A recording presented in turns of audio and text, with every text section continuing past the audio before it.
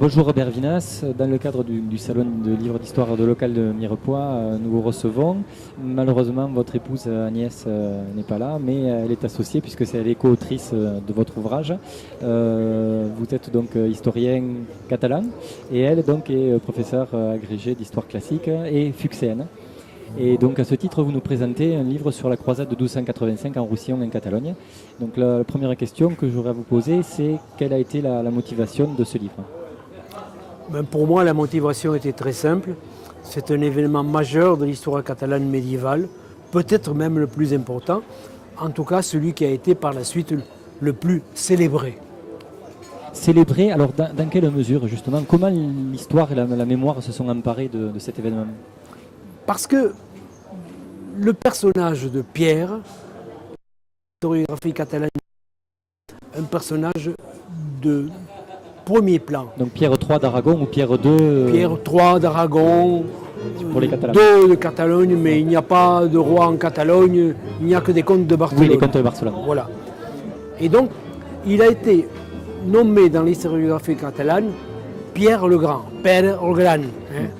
Et toute une légende s'est greffée d'ailleurs, en plus de l'histoire, sur sa personnalité, sur sa trajectoire, et c'est même devenu un mythe.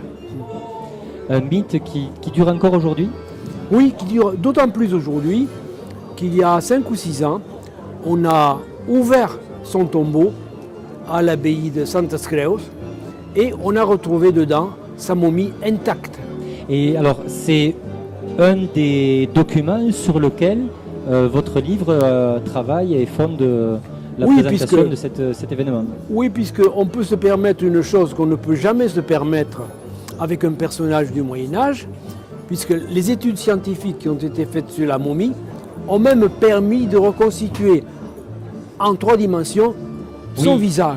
D'ailleurs, on a la photographie de ce ce portrait virtuel, ce qui est tout à fait remarquable, parce que quand on voit la photo de l'état de la momie et la photo de son visage, on a vraiment quelque chose qui est frappant. Oui, qui est frappant. Et lorsque je présente en conférence cette image, les gens sont absolument espantés. Espantés, oui, espantats. Un autre trait qui est important dans votre ouvrage, c'est justement la dimension iconographique et la dimension de la présentation des manuscrits et des documents. Ouais. Il y a énormément de sources très diverses et que vous recontextualisez, vous réinvestissez dans un texte qui est de votre plume. En fait, ce livre, c'est 3 en 1. C'est un livre d'histoire et c'est peut-être même plus un livre de texte et un livre d'images. Et pour nous, c'est notre marque de fabrique. L'image doit toujours accompagner le texte, mais pas pour illustrer, pour donner du sens au texte. Pour être vraiment un prolongement et un complément. C'est ça. Une dernière chose, revenons sur la place justement de cet événement dans l'historiographie catalane. Est-ce que c'est un ouvrage qui se veut un précurseur ou est-ce qu'il s'inscrit dans une lignée d'autres ouvrages qui ont traité de ce thème? Cet ouvrage s'inscrit dans une lignée parce que la bibliographie sur cet événement en Catalogne est énorme. Mais je dois dire que c'est le premier